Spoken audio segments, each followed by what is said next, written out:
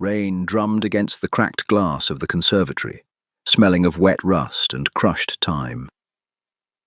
Beatrice wiped mud from her cheek with the back of a calloused hand, staring at the aristocratic boots ruining her newly planted seedlings. "I can hire 50 like you," Gideon spat, his voice sharp enough to cut the heavy, humid air. She dropped her trowel. It hit the flagstones with a dull, final clank. "Do it!" She didn't look back as she walked out into the downpour. But he wasn't done. Damp earth has a distinct smell when it begins to sour. It loses that rich, deep scent of life and takes on the sharp, suffocating odor of a closed cellar. Beatrice knew the smell intimately. She had spent the last 3 months trying to dig it out of the Locksley Estate's grand conservatory. Her knees ached. The damp seeped through the thick wool of her skirt, chilling the skin beneath. But she didn't stop. She dug her fingers into the soil around the base of a struggling monstera, working a mixture of sand and fresh loam into the root system. Her fingernails were permanently stained a crescent moon black. Sweat crawled down the back of her neck, itching fiercely beneath the stiff, practical collar of her cotton blouse. Footsteps echoed on the terracotta tiles, not the shuffled, hesitant steps of Thomas, the undergardener, nor the quick, nervous clicking of the maid, who sometimes brought her tepid tea. These steps were heavy, measured, and entirely unbothered by the precarious state of the glass house. Leather heels striking stone with the rhythm of a man who owned the stone, the glass, and the dirt she was currently kneeling in. Gideon, the Duke of Locksley, halted just behind her shoulder. Beatrice didn't turn around. She kept her head down, pressing the soil firm. The air shifted. The heavy scent of wet fern and fertilizer was suddenly cut by the dry, crisp smell of bergamot, starch, and expensive wool. It was a smell that didn't belong in a working house. It belonged in a drawing room. "The eastern wing of the glass house," Gideon said. His voice was a flat baritone, devoid of inquiry, a statement of fact. "I want it cleared by Friday." Beatrice froze, her thumbs pressed so hard into the loam that a worm snapped in two beneath her nail. She exhaled slowly, wiping the back of her wrist against her forehead, leaving a fresh streak of brown across her skin. "Cleared." She tasted the word. It felt dry in her mouth. "Yes, Lady Harringfield is hosting a luncheon. The light in there is suitable for the tables. The vegetation is not." Beatrice finally turned. She didn't stand up. She looked up from her knees, squinting against the harsh grey light filtering through the grime-streaked glass. Gideon stood with his hands clasped behind his back. He wore a charcoal morning suit that looked completely absurd against the backdrop of overgrown tropical foliage. His jaw was locked tight, his pale eyes entirely vacant of anything resembling compromise. He wasn't looking at her face. He was looking at a patch of mildew on the iron framing behind her. "The eastern wing houses the orchids, Your Grace," Beatrice said. She kept her voice level, though a tremor of pure irritation vibrated in her chest. "They are in a critical stage of repotting. If I move them to the northern corridor now, the temperature drop will shock the roots. They will rot. Then put them in the cellar, or throw them out." Gideon shifted his weight, his polished boot stepping squarely onto the edge of a burlap sack, holding her carefully sorted sphagnum moss. "They are weeds, Miss Caldwell. Expensive weeds. I am paying you to manage this estate's greenery, not to hold it hostage." A hot prickle of anger started at the base of Beatrice's spine. It wasn't a heroic, blazing fury. It was the exhausting, familiar frustration of dealing with someone who held all the power and none of the knowledge. "They are 50-year-old specimens," she said, her voice dropping a register. She pushed herself up from the dirt. Her joints popped. She brushed her hands on her apron, the coarse fabric scratching her palms. "They were brought over by your grandfather. If I move them, they die. I will not kill them for a luncheon." Gideon finally looked at her. His eyes narrowed, taking in the mud on her face, the frayed hem of her skirt, the stubborn set of her shoulders. He was used to deference. He was used to people folding themselves into whatever shape he required. He was not used to a hired botanist telling him no over a few spindly plants. "You will clear the wing," he said, his tone dropping into a quiet, dangerous cadence. "Or you will find yourself looking for employment by nightfall." Beatrice stared at him. The air in the glass house felt incredibly thick. She thought of her bank book. She thought of the meagre £4 to her name and the damp, drafty room she rented in the village. Panic fluttered briefly in her ribcage, a cold, frantic bird. But it was quickly swallowed by a bone-deep exhaustion. She was so tired. Tired of fighting the rot. Tired of fighting the budget. Tired of fighting him. "I can hire 50 like you," Gideon spat, breaking the silence when she didn't immediately yield. 50 women who would be grateful for the coin and capable of following a simple instruction. Beatrice looked down at her trowel, resting in the dirt. The wooden handle was worn smooth by her grip. She had brought it with her from her father's house. She stooped, picked it up, and felt the familiar weight of it. Then she tossed it. It hit the flagstones with a dull, heavy clank, skittering slightly to tap against the toe of Gideon's polished boot. "Do it," she replied. She untied her heavy canvas apron, letting it drop over the monstera's roots. She didn't wait for his reaction. She didn't look at his face. She turned her back on him, walking down the long aisle of the glasshouse. The heavy oak door at the end of the corridor groaned open, letting in a blast of freezing rain, and she stepped out into the downpour. Behind her, Gideon stood perfectly still.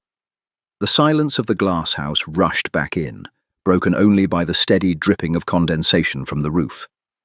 He stared at the discarded trowel, his jaw clenched until a muscle ticked beneath his skin. He expected her to stop.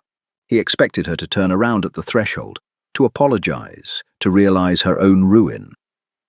She didn't. The rain was not a gentle, poetic mist. It was a driving, bitter sheet of water that felt like tiny needles against Beatrice's face. Within 10 paces, her hair, pinned in a practical but precarious knot, collapsed, heavy wet strands sticking to her cheeks and neck.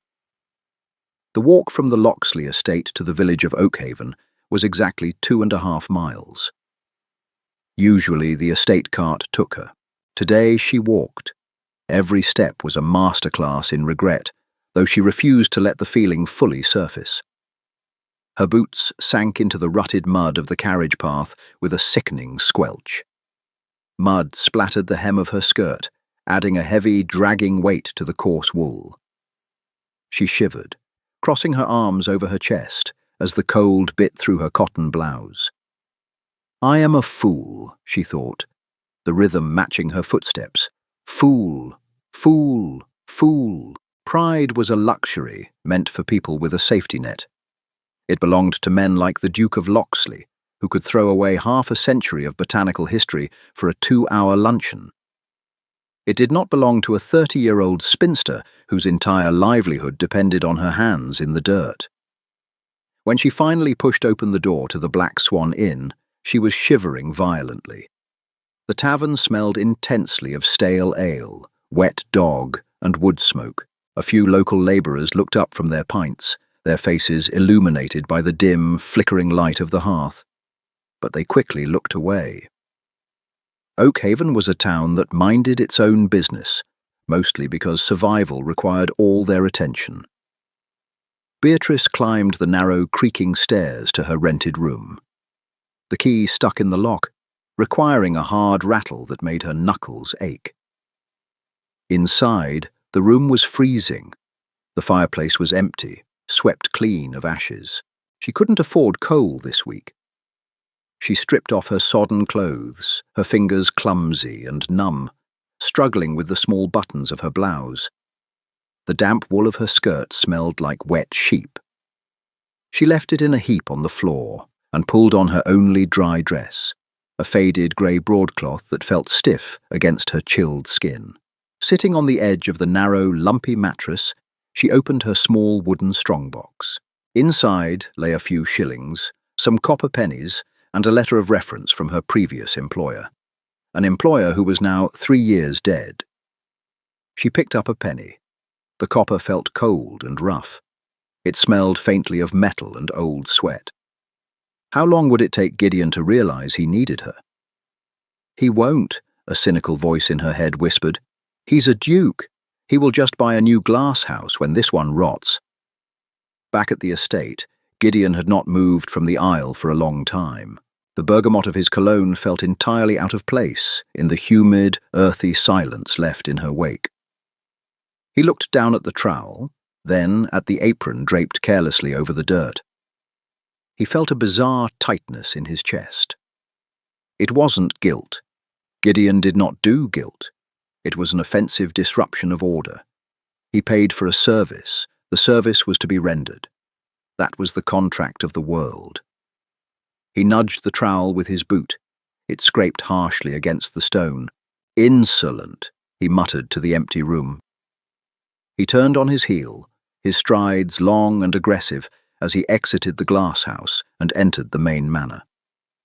He found his estate manager, a nervous, balding man named Mr. Finch, hovering in the hallway. "Finch," Gideon barked, stripping off his damp gloves and tossing them onto a silver tray. "Pay off Miss Caldwell. She is dismissed." Finch blinked. His ledger clutched to his chest. "Dismissed, Your Grace? But the winter preparations in the conservatory?" "I said she is dismissed." Gideon's voice brooked no argument. "Send to London, or York.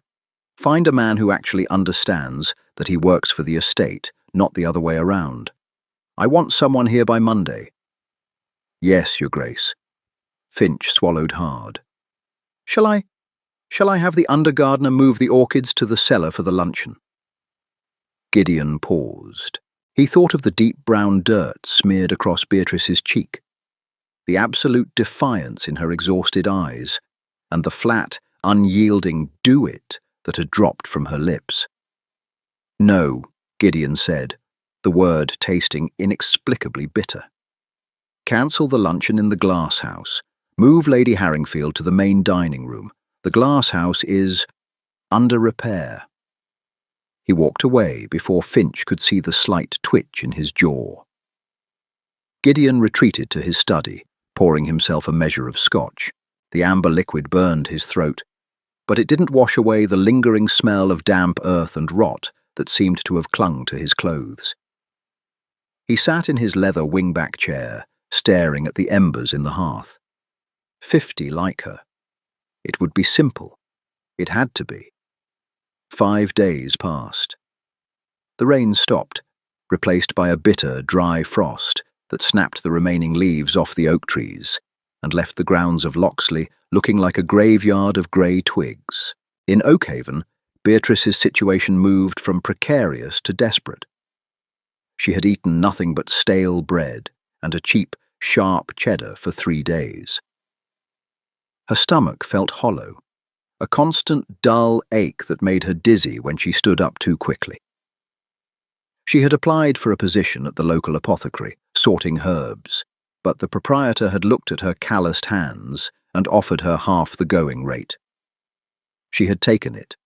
Pride had squelched its last squelch.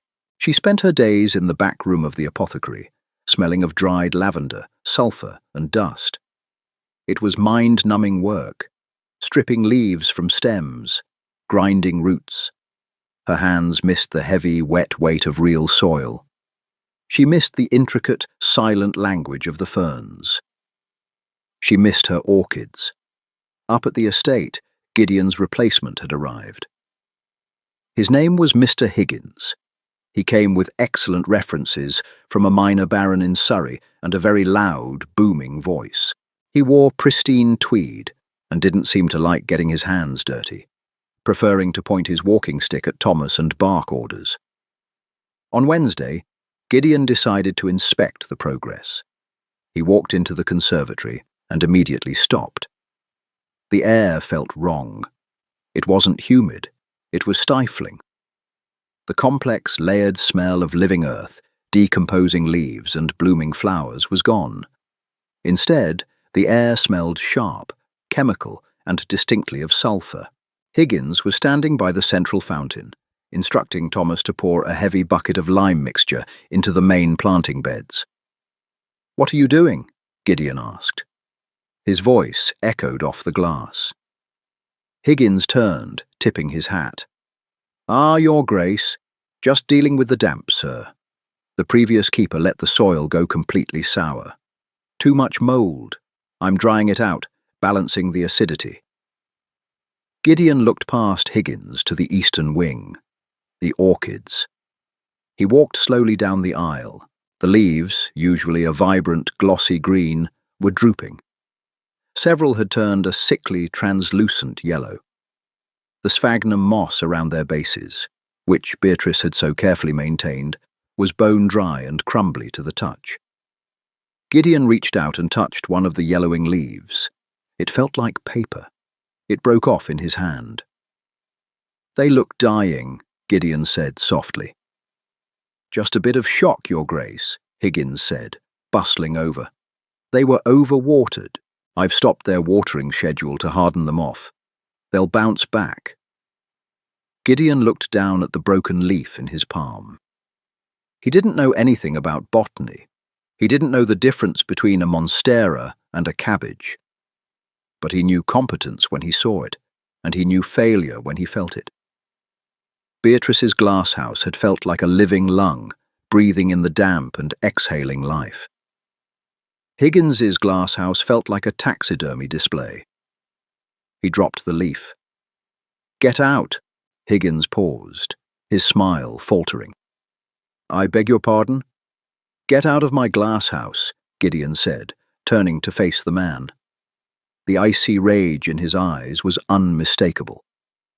"Pack your bags. Finch will pay you for the week. If you touch another plant in here, I will have you arrested for vandalism." Higgins stammered, his face flushing dark red, but he saw the look on the Duke's face and wisely dropped his walking stick, practically fleeing down the aisle. Gideon was left alone in the stifling, chemical-smelling room. He looked at the dry dirt. He remembered the dark smear on Beatrice's cheek. He remembered the physical ache in her voice when she said, "I will not kill them." He had hired one of the 50. He had bought exactly what he asked for, compliance, and it was destroying the very thing he owned. Gideon turned and strode out of the conservatory. He didn't go to his study. He bypassed the main hall, grabbed his heavy wool riding coat off the stand, and walked directly to the stables. "Saddle the black gelding," he told the groom. The groom looked up, surprised. "Now, Your Grace? It looks like it's about to freeze over." "Now." 10 minutes later, Gideon was riding down the carriage path. The frost crunched under the horse's hooves. The wind whipped at his face, biting and raw. He wasn't riding to apologize. The word sorry was a foreign language he had never bothered to learn. He was riding to retrieve what belonged to his estate. He was riding to fix a mistake in the ledger. That was what he told himself, anyway, as the horse picked up speed toward Oakhaven. He ignored the strange, heavy knot sitting high in his chest. He ignored the fact that he remembered the exact way her jaw had set, the exact shade of her furious, exhausted eyes. He rode into the village just as the sun began to dip below the horizon, casting long, bruised shadows across the cobblestones. He pulled the gelding to a halt in front of the Black Swan Inn. The horse blew out a massive cloud of steam, stomping its hoof against the frozen ground. Gideon dismounted, tied the reins to the post, and stared at the grimy windows of the tavern. He hated this. He hated the vulnerability of needing something he couldn't easily buy. He pushed open the heavy oak door. The smell of stale ale and wood smoke hit him. The tavern went dead silent. 50 like her. He had been entirely, disastrously wrong. Silence dropped over the tavern like a weighted blanket. Men holding chipped mugs of ale paused mid-swallow. The innkeeper, a heavy-set man with flour dusted across his apron, stopped wiping the scarred mahogany bar. Gideon ignored them all. The smell of roasted mutton and cheap tobacco clawed at his throat. A thick, greasy contrast to the crisp winter air outside. He didn't ask for directions. He simply dropped a silver florin onto the bar. It rang loudly against the wood. "Miss Caldwell," Gideon said. His voice was flat, expecting immediate compliance. The innkeeper stared at the coin, then jerked a thick thumb toward the narrow staircase in the back corner. "Top floor, door on the left. Floorboards are rotted on the landing, Your Grace. Mind your step." Gideon didn't nod. He turned and climbed. The stairs groaned in protest under his boots.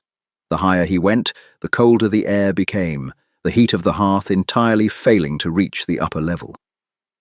He stopped at the door on the left. The paint was peeling in long, curled strips. He raised a gloved hand and knocked twice. Sharp, decisive. He heard the scrape of a chair inside. A pause, then the latch clicked, and the door opened a fraction. Beatrice stood in the gap. She looked thinner. It had only been a week, but the hollows beneath her cheekbones were pronounced, shadowed by the dim, flickering light of a single tallow candle behind her. She smelled faintly of sulphur, dried lavender, and lye soap, the scent of cheap, menial labour. Her hair was pulled back tightly, but strands had escaped, framing a face that looked entirely devoid of surprise. She just looked tired. "Your Grace," she said, her voice raspy from the cold. She did not open the door wider. "May I come in?" he asked. "No." Gideon's jaw tightened. He placed a hand flat against the wood of the door, not pushing but establishing his presence. "The orchids are dying. Higgins poured lime into the beds. The soil is alkaline." A flicker of genuine pain crossed Beatrice's eyes. Her knuckles went white where she gripped the edge of the door. "I told you they would rot." "You did," Gideon conceded. The words tasted like ash. "I dismissed him. I want you to return and fix it." Beatrice stared at him. She looked at his pristine wool coat, the silk cravat perfectly knotted at his throat, the faint sheen of expensive leather on his gloves. Then she looked down at her own hands, raw and red from grinding harsh roots at the apothecary. She laughed. It wasn't a pleasant sound. It was a short, sharp bark of pure cynicism. "You want me to fix it," she repeated. "You broke 50 years of botanical balance because you wanted to host a luncheon, and now that the leaves are turning yellow, you want me to come back and make the dirt pretty again. I will double your wages. I don't care about your money, Gideon." The use of his first name, unadorned by his title, hung in the freezing air between them. It was a stark breach of propriety, but in this rotting hallway, propriety felt utterly absurd. "Then what do you care about?" he snapped, his own frustration bleeding through his rigid control. He hated this. He hated standing in a draughty tavern trying to negotiate with a stubborn, prideful woman who lived in a room smaller than his coat closet. "Name your price, Miss Caldwell. The estate requires a botanist." "The estate requires someone to respect the soil," she fired back, finally pulling the door open. The meagre heat of her room spilled out. "If I return, I answer to no one regarding the glasshouse. Not you, not Mr. Finch. I decide the watering schedule. I decide the soil composition. I decide what moves and what stays. If you want a pretty room for your guests, you build a ballroom. You do not touch my plants." Gideon stared at her. She was demanding absolute autonomy over a portion of his ancestral home. It was outrageous. "Fine," he said. Beatrice blinked, clearly thrown by his immediate surrender. The fight drained out of her posture, leaving only the exhaustion. "I have a cart waiting outside," Gideon lied. He would make the groom fetch it immediately. "Pack your things. You sleep at the estate from now on. The rooms above the old stables have a hearth." "I will walk tomorrow morning," she said, stepping back to close the door. "You will ride tonight," he countered, stepping fully into the doorway, preventing it from shutting. "Every hour that Lime sits in the beds, the roots burn. You care so much for the orchids. Prove it." It was a low blow, and they both knew it. Beatrice's eyes narrowed, flashing with a sudden dark resentment. But she didn't argue. She turned away from him, pulling a battered canvas valise from under the narrow bed. The smell in the conservatory was offensive. Beatrice pushed past Gideon the moment she stepped through the heavy oak doors, ignoring the deep chill still clinging to her bones from the cart ride. She dropped her valise on the flagstones and marched straight to the eastern wing. The lantern light swung wildly in her hand, casting monstrous, jagged shadows of the ferns against the glass roof. When she reached the orchids, she stopped. A quiet, raw sound escaped her throat. It was half sob, half curse. The lime had baked the topsoil into a hard, crusty grey pan. The leaves of the oldest cattleya, her pride and joy, were shriveled, the deep green bleached to a sickly, jaundiced yellow. Gideon stood at the end of the aisle, watching her. He felt entirely useless, a sensation he despised. He watched as she fell to her knees, not gracefully but heavily, practically collapsing into the dirt. She didn't bother with an apron. She plunged her bare hands into the soil, her fingers scrabbling against the hardened crust, breaking it apart with brute force. "Water," she barked, not looking back. "I need the distilled barrels from the rain catchers, and vinegar. I need a gallon of white vinegar from the kitchens to neutralize this ash." Gideon didn't call for Thomas. He didn't ring for a maid. He turned, removed his heavy wool coat, and draped it over a wrought-iron bench. He rolled up the sleeves of his pristine white linen shirt, revealing forearms corded with muscle from years of fencing and riding. He walked to the rain barrels by the southern entrance, lifted a heavy wooden bucket, and began to fill it. When he returned to the eastern wing with the water and a jug of vinegar he'd fetched himself from a very confused night cook, Beatrice was elbow-deep in a massive terracotta pot.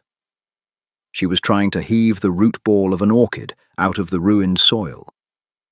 Her breath was coming in short, harsh gasps. The pot was easily 60 pounds. "Move," Gideon said softly.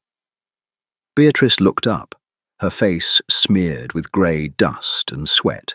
She looked at his rolled-up sleeves, the stark white of his shirt glowing in the lantern light.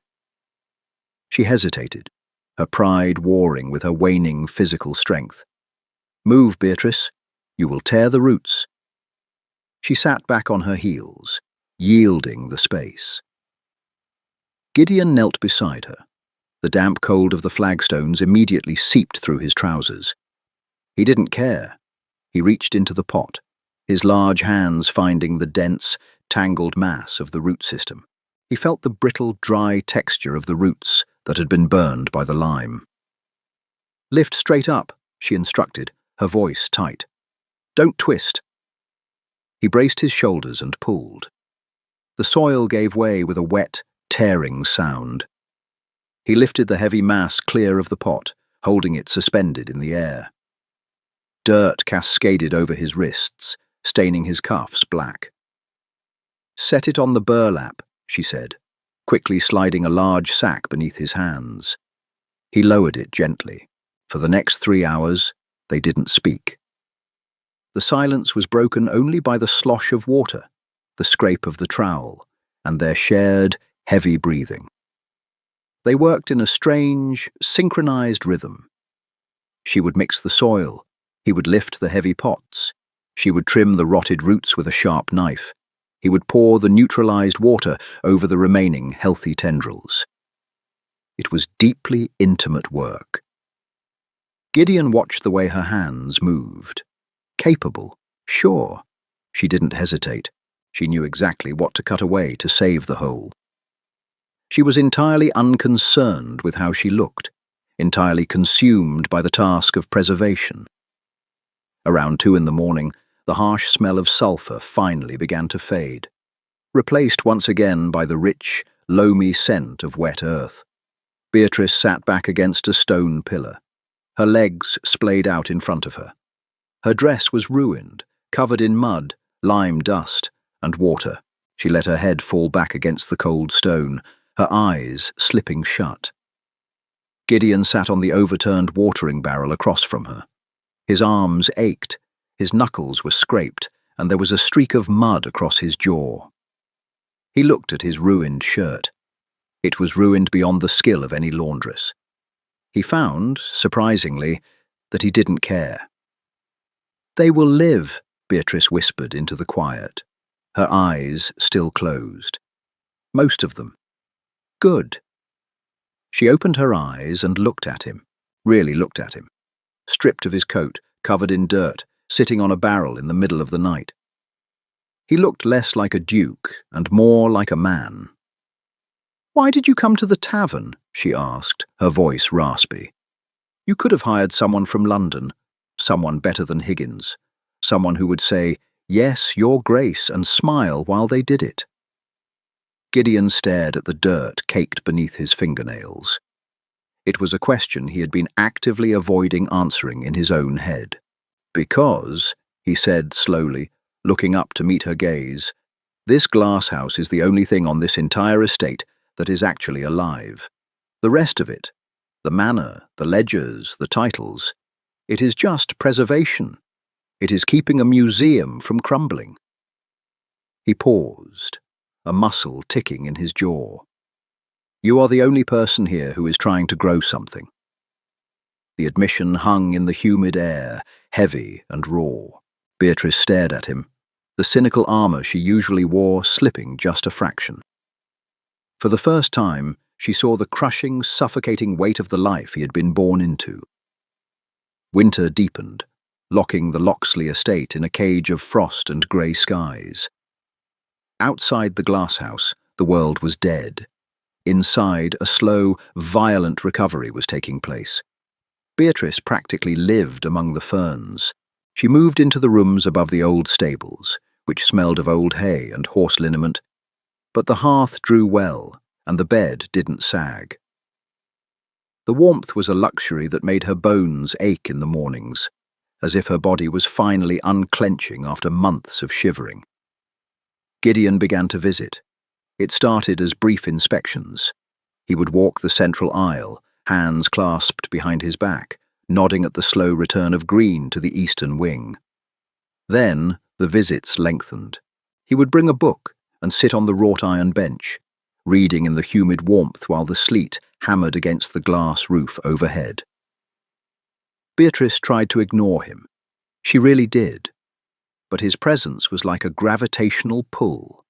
He was too large, too quiet, too intensely focused. He didn't chatter like Thomas. He didn't scurry like the maids. He simply existed in her space, watching her work with an unreadable expression. One late Tuesday evening, the condensation was so thick on the glass that the outside world was entirely obscured. It felt like they were in a terrarium, isolated from the rest of humanity. Beatrice was on a stepladder, trying to secure a heavy vine of passiflora to the upper iron trellis. Her shoulders burned with fatigue. She stretched upward, reaching for a higher rung with her twine, when her boot slipped on the wet wood of the ladder. She didn't fall far, but the sudden jolt wrenched her shoulder, and she gasped, dropping the heavy spool of twine. It clattered to the stone floor and rolled under a dense cluster of ferns. "Stop!" Gideon's voice came from below her. She looked down. He had abandoned his book. He was standing at the base of the ladder, looking up at her, his brow furrowed in irritation. "I have it," she snapped, rubbing her shoulder. "I just slipped." "You are exhausted. Come down." "The vine needs to be secured before it trains itself downward, Gideon. It will choke the orchids. She reached out again, her fingers straining. I said, "Come down." He didn't wait for her to argue. He gripped her waist. His hands were large, warm even through the coarse fabric of her dress. The sudden point of contact sent a jolt through her system that had nothing to do with the slipped ladder. She froze. The air in her lungs simply vanished. He lifted her entirely off the ladder, setting her down on the flagstones with surprising gentleness. He didn't immediately let go. For a span of 3 heartbeats, his hands remained spanned across her ribs. She could feel the subtle shift of his breathing. He smelled of rain, bergamot, and the faint, metallic tang of cold air. Beatrice looked up into his face. He was so close she could see the faint, silvery scar cutting through his left eyebrow. The vacant, aristocratic mask he usually wore was completely gone. In its place was a tight, controlled intensity that made her stomach drop. "You push yourself to the point of breaking," he said quietly, his voice a low rumble in the humid air. "Plants don't wait for convenient hours," she whispered back. She couldn't step away. Her feet felt rooted to the stone. "Neither do I." His thumb brushed a smudge of dirt from her cheekbone. The touch was agonizingly soft, a stark contrast to the calloused roughness of his hands from riding. Beatrice shuddered, closing her eyes against the sudden, overwhelming sting of tears. It wasn't sadness. It was the sheer, terrifying vulnerability of being seen, of being touched gently when she was so used to fighting everything. "Why are you down here, Gideon?" she asked, her voice cracking. She opened her eyes, glaring at him to hide the tremor in her hands. "You have a library. You have a drawing room. Why do you insist on sitting in the dirt?" His grip on her waist tightened fractionally. "Because the manor is perfectly ordered, perfectly silent, and perfectly dead." He stepped closer, erasing the remaining space between them. "And down here it smells like a storm is about to break." He didn't kiss her. He let go of her waist, took a deliberate step back, and picked up the fallen twine from beneath the ferns. He climbed the ladder himself, entirely ignoring his pristine coat, and tied off the heavy vine with quick, brutal efficiency. When he climbed down, he didn't look at her. He picked up his book, nodded once, and walked out into the freezing night. Beatrice stood by the ladder for a long time, the heat of his hands still burning a brand against her ribs. The glass house was silent again, but the air felt entirely changed. Charged, dangerous. She touched her cheek where his thumb had brushed the dirt away. The rot had been dug out. The roots were holding, but something entirely new and far more terrifying had just taken seed. February brought no relief from the bitter cold, but it did bring the aristocracy. Lady Harringfield's rescheduled event mutated from a simple luncheon into a sprawling 3-day hunting party. Suddenly, the quiet, brooding isolation of the Loxley estate was shattered by the clatter of carriage wheels, the barking of hounds, and the suffocating scent of heavily powdered skin and civet musk perfume. Beatrice stayed in the glass house. It was her sanctuary. The heavy oak doors muffled the shrill laughter echoing from the main lawns. She spent her days aggressively pruning the ficus repens, her hands moving with a jagged, furious energy. She hadn't spoken to Gideon in 4 days, not since the night on the ladder. He was busy playing the Duke. She had seen him from afar, standing on the frozen terrace in a heavy tweed shooting jacket, a rifle resting casually over his forearm. He looked perfectly in his element, surrounded by men with similar titles and women swathed in Russian sable. He looked like a stranger. The man who had knelt in the dirt and ruined his linen shirt seemed like a hallucination brought on by sulphur fumes. "Miss Caldwell." Beatrice jumped, her shears snapping shut on empty air. Mr. Finch stood nervously in the aisle, wringing his hands. He wore a stiff, high collar that looked like it was slowly strangling him. "Mr. Finch, if you are here to tell me the hydrangeas need moving, I will bury you under them." "No, no." Finch swallowed, his eyes darting toward the frosted glass of the eastern wing. "His Grace requests your presence in the solarium, immediately."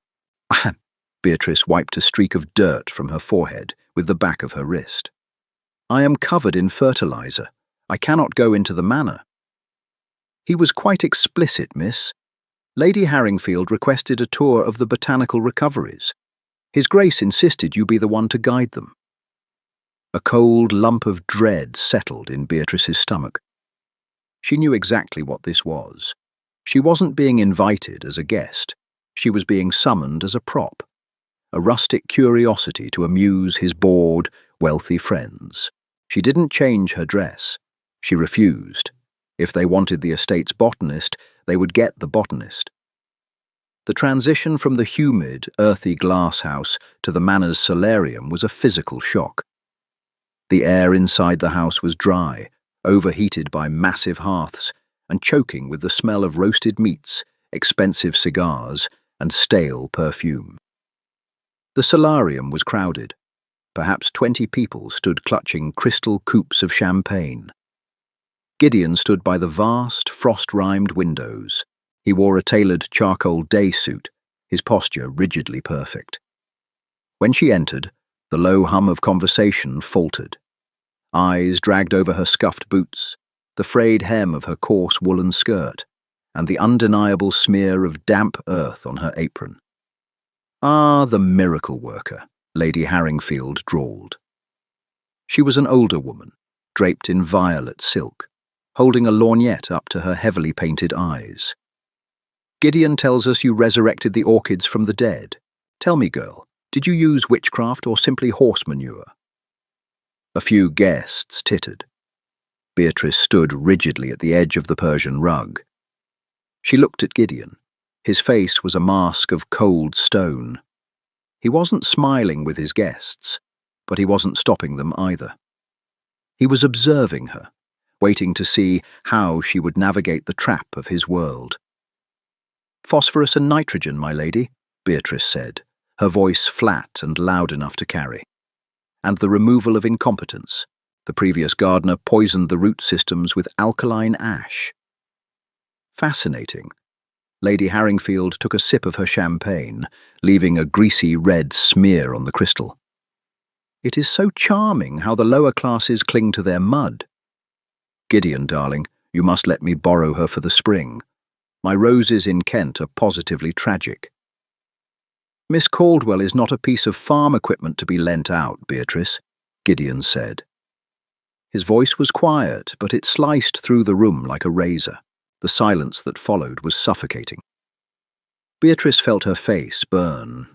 She didn't want his defense. She didn't want to be a subject of debate in a room where a single chandelier cost more than she would earn in 3 lifetimes. "If the tour is concluded," Beatrice said, turning her back on the violet silk and the crystal coupes, "the eastern wing requires its evening misting. Excuse me." She didn't wait for permission. She walked out, her heavy boots thudding against the polished parquet floor.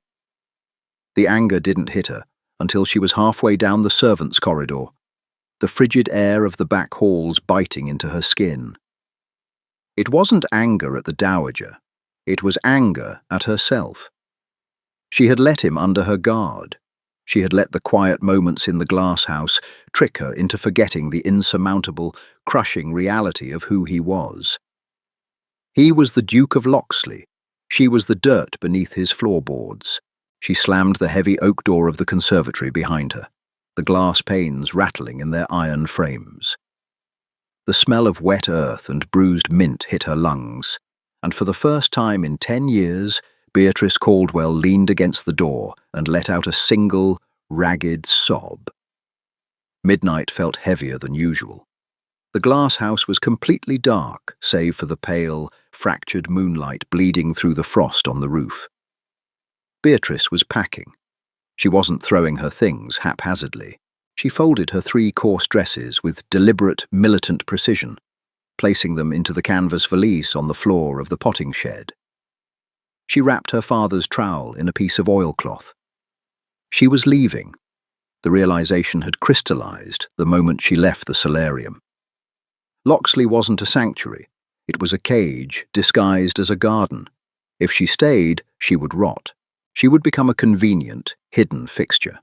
The rough-handed botanist the Duke occasionally visited when he was tired of his pristine, dead world. The latch of the main conservatory door clicked. Heavy footsteps echoed on the flagstones. Beatrice didn't stop folding. She didn't look up. Gideon found her in the dim light of the potting shed. He had shed the tailored jacket, standing only in his waistcoat and shirt, the collar undone. He smelled of scotch and the sharp, freezing wind. "Finch told me you requested a cart for Oakhaven at dawn," Gideon said. His voice was rough, scraping against the damp air. "Mr. Finch is terribly loose-lipped for a man who claims to be terrified of you," Beatrice replied, snapping the clasps of her valise shut. She hefted it off the table. Gideon blocked the narrow doorway. His chest rose and fell in a slow, dangerous rhythm. "Put the bag down, Beatrice." "Move out of my way, Your Grace." The title felt like a weapon in her mouth. She wielded it deliberately, watching his jaw clench in response. "I said, put it down." He stepped forward, crowding her in the small, earthy-smelling room. "You are not leaving. The orchids are not stabilized." "The orchids are fine," she practically screamed, the sudden volume shocking them both.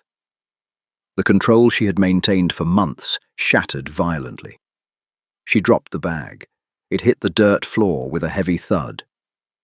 "They are alive. You got what you paid for. Now let me pass." "No." Beatrice shoved him.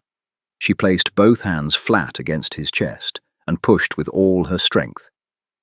He barely moved an inch. It was like shoving a brick wall. "I will not be your pet," she hissed, her voice trembling with a rage that bordered on panic. "I will not be the muddy little secret you keep in the glass house to make you feel human. You have your silver and your titles and your violet-draped widows. Go back to the manor, Gideon. Go back to your museum." She tried to push past him, but his hand shot out, gripping her upper arm. His fingers dug into her sleeve, holding her fast. "Don't you walk away from me," he growled, pulling her back. The physical force of it was startling. "Let go of me." She twisted, bringing her free hand up to strike his chest. A messy, uncoordinated blow that he easily caught by the wrist. "Look at me," he demanded, hauling her flush against him. The impact knocked the breath from her lungs. Suddenly, there was no space between them. The heat radiating from his body was immense. She could feel the rapid, heavy thumping of his heart against her collarbone. He was holding her wrists, his grip iron-tight but entirely devoid of cruelty. It was desperation, pure, raw desperation. Beatrice looked up. The vacuous aristocratic mask was completely obliterated. Gideon's pale eyes were wide, bloodshot, and burning with an intensity that terrified her. "You think I want that museum?" he said, his voice dropping into a ragged whisper. His breath brushed across her face, smelling of dark liquor and mint. "You think I want to sit in a room full of people who are waiting for me to die so they can catalogue my furniture?" "It is your life," she choked out, fighting the tears stinging her eyes.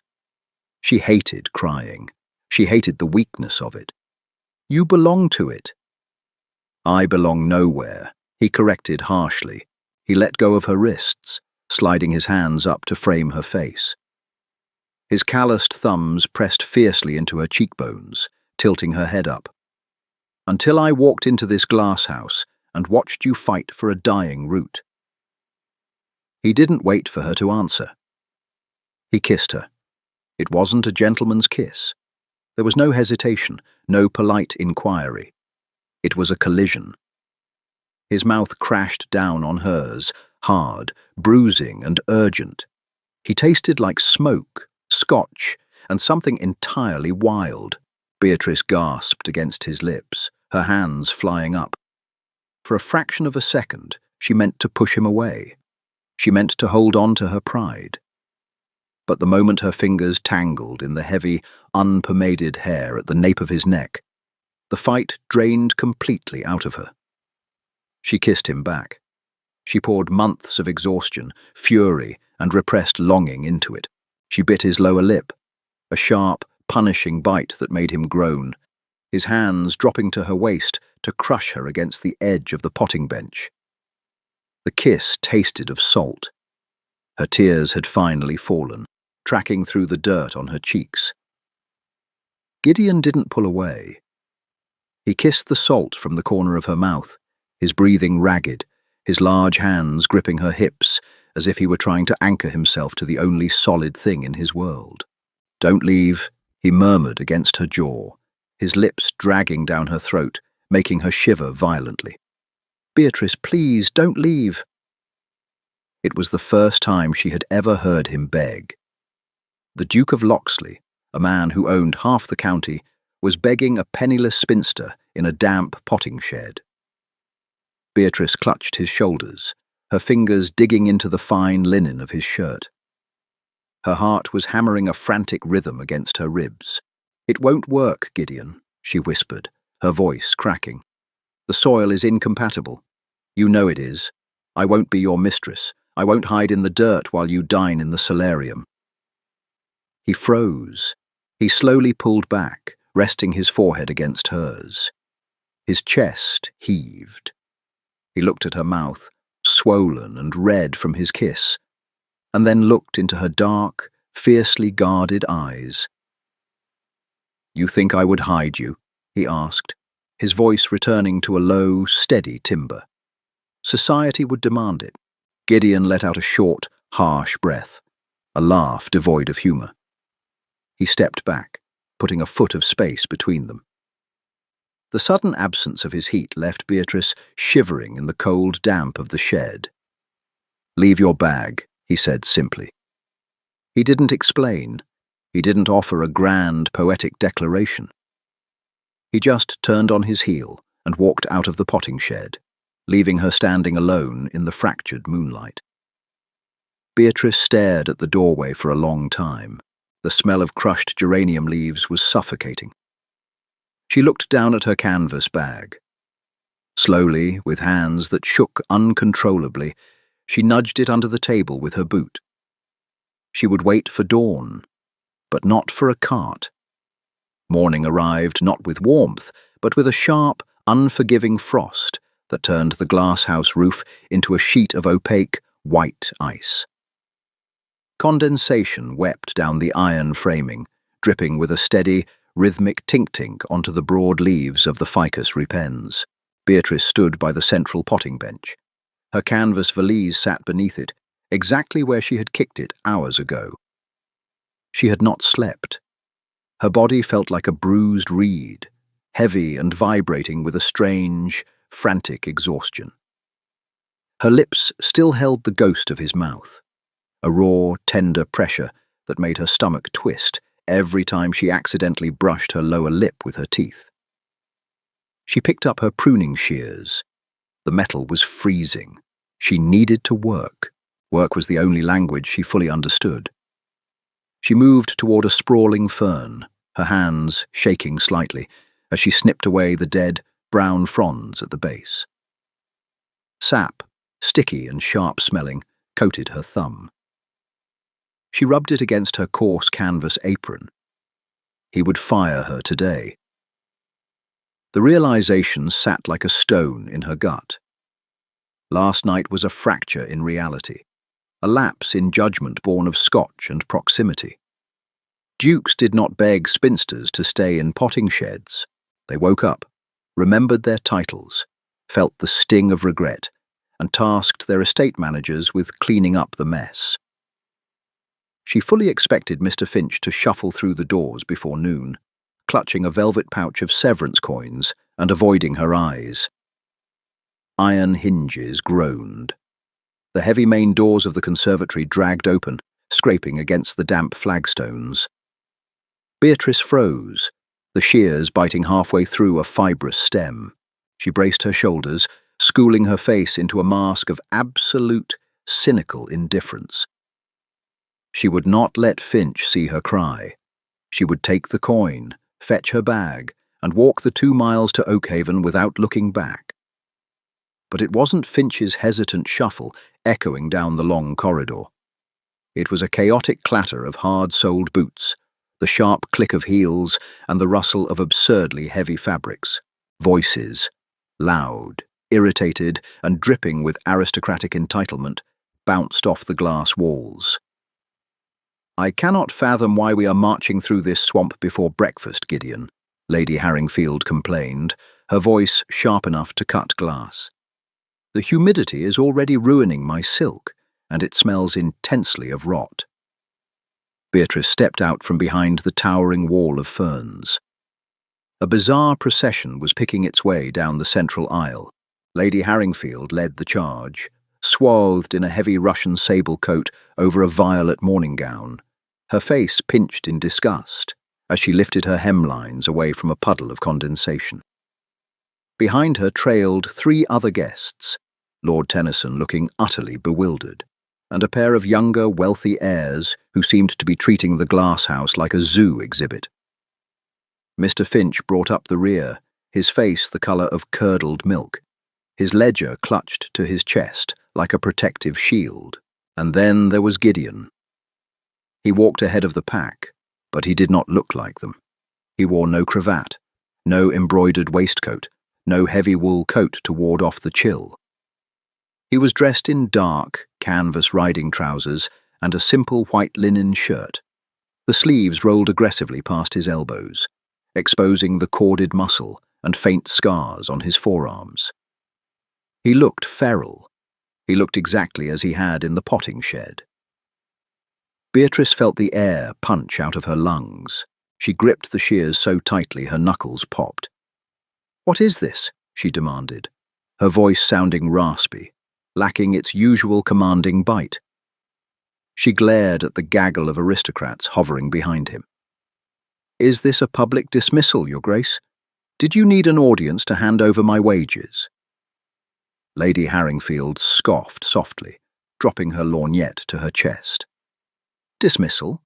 Heaven forbid. We were told we were receiving a lesson in estate management." Gideon ignored the dowager. He stopped 2 feet from Beatrice. His eyes were entirely bloodshot, ringed with the deep, bruised purple of a sleepless night.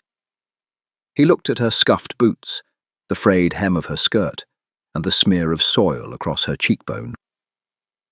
"You said the soil was incompatible," Gideon said. His voice wasn't raised, but it carried effortlessly through the heavy, humid air, vibrating in Beatrice's chest. "Gideon," Beatrice warned, panic finally breaking through her cynical armor. "Stop. You are making a spectacle." "I am adjusting the soil," he countered, his jaw locking. He turned slightly, looking over his shoulder at the assembled guests. They were watching with varying degrees of amusement and confusion, completely unaware of the bomb about to go off in their faces. "Lady Harringfield, Tennyson," Gideon addressed them, his tone flat and unyielding.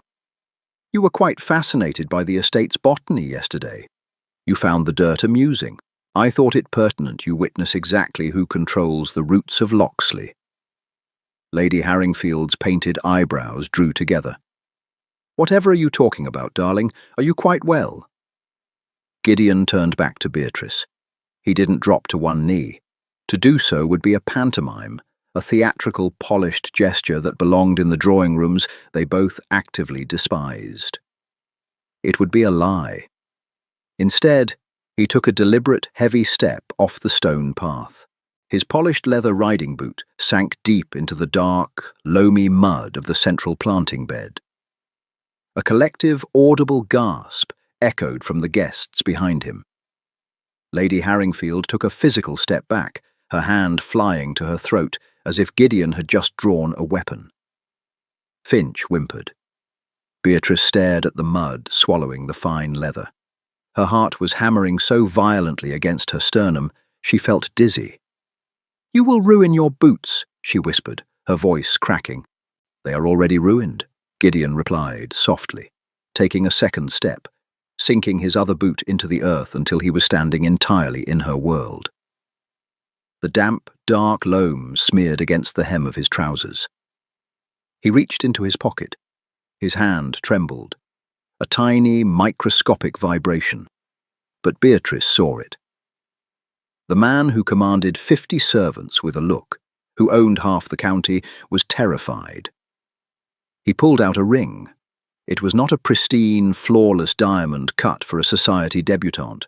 It was an old, heavily scratched gold band, thick and unyielding, set with a deep, cloudy emerald that looked remarkably like a dense cluster of forest moss.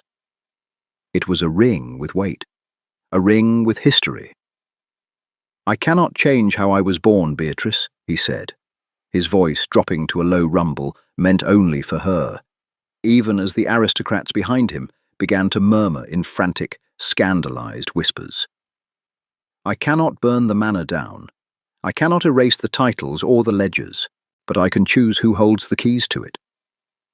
Beatrice shook her head slightly, tears finally breaching her lower lashes, hot and stinging against her cold skin.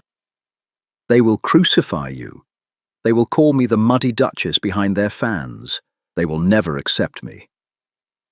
"I do not care about them," Gideon said fiercely, stepping closer, the mud squelching loudly beneath his weight.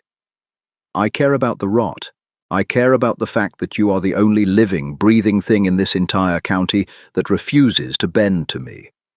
I will not hide you. I will not make you a shadow in the glass house." He held out his hand. His palm was calloused from riding, but clean, waiting. "Marry me," he commanded. It wasn't a question. It was a desperate, raw plea, wrapped in the only authoritative language he knew how to speak.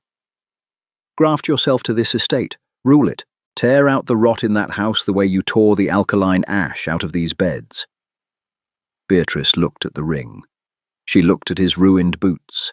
She looked past his shoulder to Lady Harringfield, whose face had gone an alarming shade of mottled red. To marry him was social suicide for him, and an endless, exhausting war for her. Every dinner party would be a battlefield.